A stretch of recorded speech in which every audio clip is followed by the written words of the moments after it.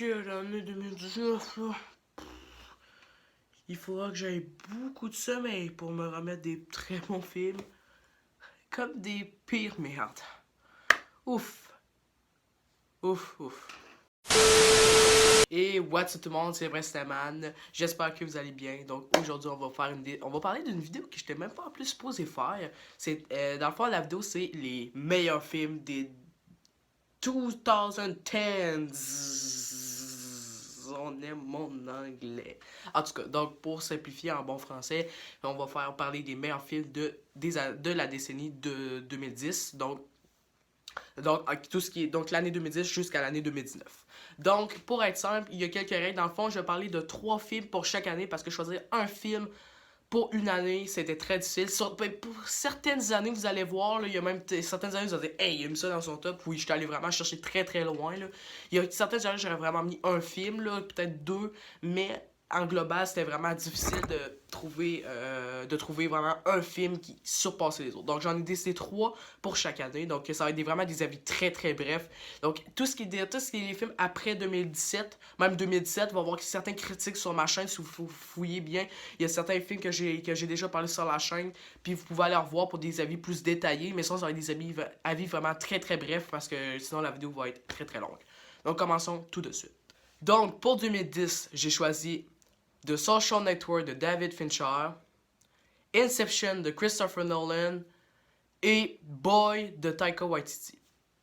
Donc, commençons par Boy. Boy est un de mes films préférés. J'adore ce film. C'est un film qui mélange plusieurs valeurs et qu'on va suivre vraiment un adolescent très charismatique, mais qui va beaucoup changer au fil du film. Donc, The Boy, c'est vraiment un film niveau scénarisme et réalisation très bon. Un de mes films préférés et le meilleur film de Taika Waititi. Inception, c'est un film dont Christopher Nolan mélange les codes et nous donne un film et une expérience éblouissante. Des acteurs, une réalisation précise et aux petits oignons, un scénario totalement précis et qui nous met vraiment perplexes et qui nous laisse dans une histoire et on embarque à fond dedans. Social Network est un des films les mieux scénarisés de cette décennie avec un Jesse Eisenberg comme feu de Dieu, un David Fincher totalement en forme et un Aaron Sorkin qui nous livre un scénario très très bon, on se lâche jamais du film. Donc et voilà pour l'année 2010. Donc pour l'année 2011, j'ai choisi Drive de Nicolas Winding Refn, Mission Impossible Ghost Protocol par Brad Bird et Hugo par Martin Scorsese.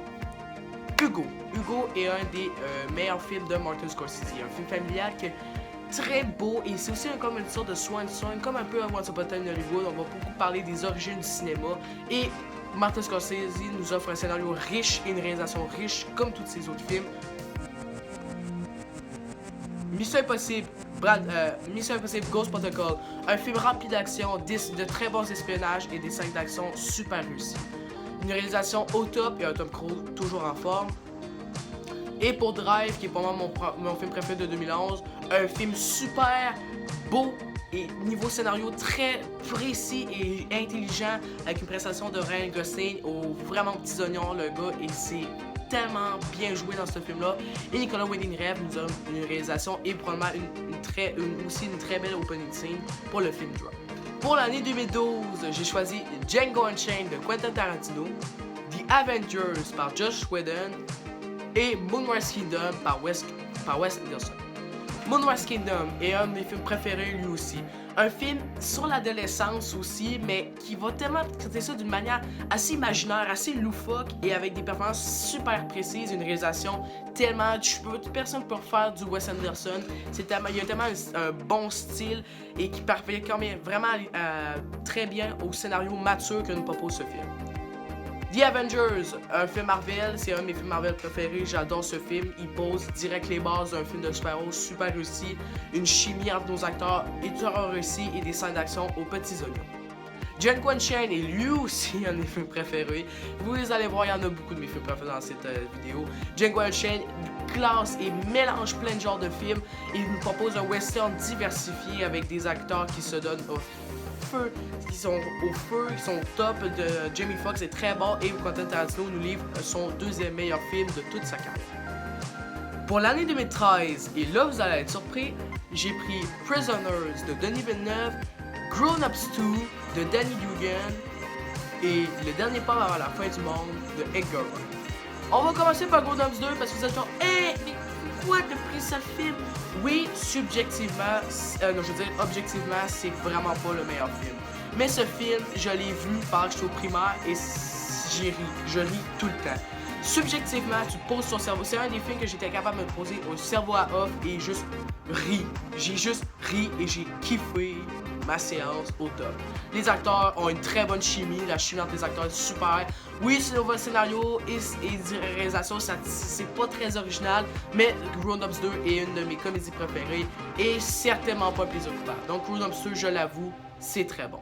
Ça, on va passer très vite pour les autres. Prisoners, Denis Villeneuve, son meilleur film, c'est extraordinaire, un film très bon et aussi très long, on embarque très bien dans l'histoire et une cinématographie de Roger Deakins qui est magnifique. Sinon, on a aussi Le Dernier Pas vers la fin du monde, un film d'Edgar Wright que j'adore beaucoup. On met assez rapidement son style de cinéma. Il est très bon avec des très bons acteurs aussi. Le retour de Simon Pegg et Nick Frost, c'est vraiment un super film, très court. Et on est vraiment dans l'ambiance Edgar Wright assez rapidement. J'ai aimé les scènes d'action aussi. Et c'est vraiment une histoire vraiment originale et qui est vraiment, mais vraiment loufoque comme ses autres films. 2014, j'ai choisi Interstellar de Christopher Nolan, Guardians of the Galaxy de James Gunn et The Grand Budapest Hotel de Wes Anderson. Interstellar, lui aussi un de mes films préférés, probablement mon film d'espace préféré, avec une histoire aussi tellement complexe mais qu'on embarque très bien dans l'ambiance que Nolan nous propose, une réalisation super précise et très magnifique. On va avoir des très beaux plans dans les scènes, dans les espaces et dans la planète. Matthew McConaughey, une excellente performance.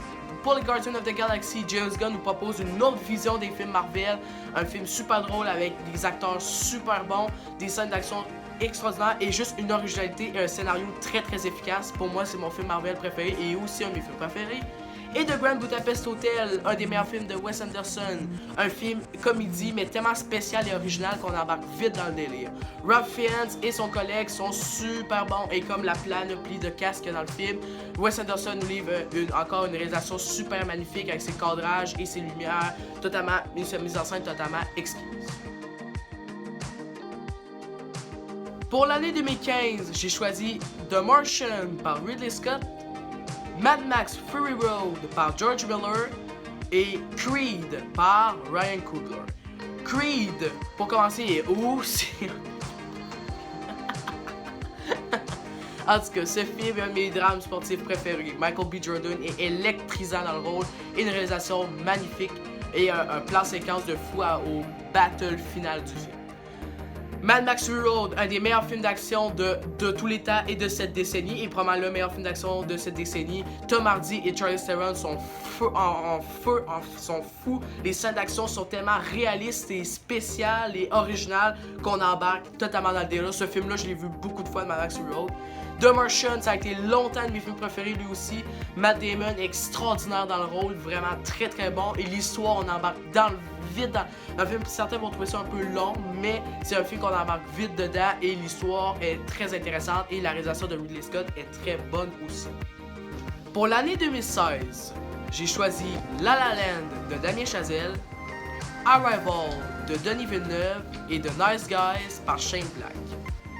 The Nice Guys, une de mes comédies policières préférées, un film tellement brillant par son humour très recherché et une chimie entre Russell Crowe et Ryan Gosling qui marche tellement bien, et un scénario qui est très intelligent pour une comédie comme ça qu'on aurait vu des millions de fois, mais qui reste très intelligent. La La Land, j'aime pas les films romantiques, j'aime pas les comédies musicales et ça a été le seul film de toute ma vie qui est romantique et comédie musicale que j'ai adoré. Ce film a une chorégraphie, les scènes de danse sont parfaites, Damien Chazelle est très bon dans son rôle de réalisateur, les deux acteurs principaux sont très bons, leur chimie fonctionne parfaitement, Ryan Gosling et Emma Stone sont parfaits dans le film. Et pour Arrival, c'est un des films les plus mystérieux, les plus complexes de cette décennie et il le réussit très bien. Amy Adams est très très bonne dans le rôle, comme les autres acteurs comme Forest Whitaker et Jeremy Irons. Denis Villeneuve nous donne encore une réalisation 5 étoiles. Pour l'année 2017, j'ai choisi Get Out de Jordan Peele, Good Time des Safdie Brothers et Baby Driver de Edgar Wright.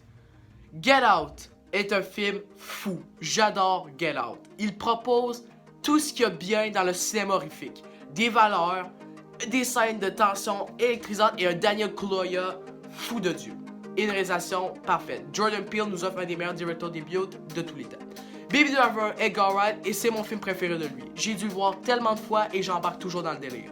Ansel Elgort et tout le reste sont fous. Ils brillent devant l'écran d'Edgar Wright qui nous fait des scènes d'action et une réalisation parfaite. J'adore sa mise en scène. Le gars qui fait des scènes d'action rythmées et réalistes. J'adore sa mise en scène. Et pour Good Time, c'est un film qui m'a tout simplement surpris et pouf dans ma tête. La réalisation est parfaite. Robert Pattinson monte dans les échelons de l'excellence avec ce film. Il est très très bon. Et le film nous a vraiment une vision très bonne de la rue, du monde rural et comment ils font pour survivre et tout. Donc Good Time, c'est vraiment un film que j'adore aussi. Pour l'année 2018, j'ai choisi Hereditary de Ari Aster, Mid-19s de Jonah Hill et Mission Impossible Fallout de Christopher McQuarrie.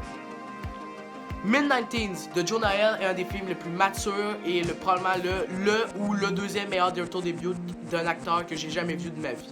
Le film est fou, il est bon, il est nostalgique, les acteurs sont extraordinaires, le scénario, un des meilleurs scénarios de la décennie, la réalisation est parfaite. Cadrage, Jonah Hill, c'est faire. J'ai hâte de voir son prochain film. Hereditary, un des films qui est les plus perturbants et les plus troublants de cette décennie, avec une Toni Collette qui brille devant l'écran d'Ari Aster. Ari Aster qui nous propose une toute nouvelle vision de l'horreur. J'adore son film. Et pour Mission Impossible Fallout, un des meilleurs, peut-être le deuxième meilleur film d'action de la décennie. Le film est vraiment bon avec un Tom Cruise aussi électrisant et c'est vraiment sympathique de voir qu'un film d'action c'est pas juste du boum boum boum, mais il y a une histoire à travers, il y a un côté, il peut avoir un côté politique ou un autre côté vraiment qui peut avoir du plus dans les histoires. Donc Mission Impossible niveau scénaristiquement c'est parfait et les scènes d'action sont exquises. Et pour la dernière année, pour finaliser cette décennie, pour 2019, j'ai choisi Joker de Todd Phillips, Parasite de Bong Joon-ho et Avengers Endgame des frères Russo. Avengers Endgame, pas comme je vous ai dit dans mon top des meilleurs films, donc les trois se retrouvent dans mon top si vous l'avez pas vu encore. C'est un des meilleurs films, des films les plus marquants que j'ai vu de ma vie. J'adore ce film et ça conclut très bien la saga Infinity. Joker de Todd Phillips est un film fou, surprenant, twisté et tordu et à la fois psychologique. Est un film qui ose relever les codes d'un film noir avec une réalisation et une prestation unanime de Joaquin Phoenix dans le rôle de Joker. Parasite est pour moi mon top 1 de 2019, un film qui brille d'intelligence, qui nous offre un film suspense, thriller noir, comédie noire, drame, critique sociale, tout dans un ensemble parfaitement réalisé sur la caméra de Bong Joon-ho qui nous fait un film très bien réalisé. Et voilà, ça se termine cette récap des meilleurs, dans le fond, les 30 meilleurs films de la décennie. En tout cas, j'espère que vous avez aimé. Si vous avez aimé, de liker et de partager. Il n'y aura pas de flop des films de la décennie parce que là, des flops, aller de trouver de 2010 et tout, je pense que je ne serai pas capable. Donc, on va se contenter des top meilleurs. Donc, on se retrouve vraiment pour une critique sur 1917. Donc, sur ça, je vous souhaite une très belle décennie 2020 à tous mes abonnés. Ciao, ciao.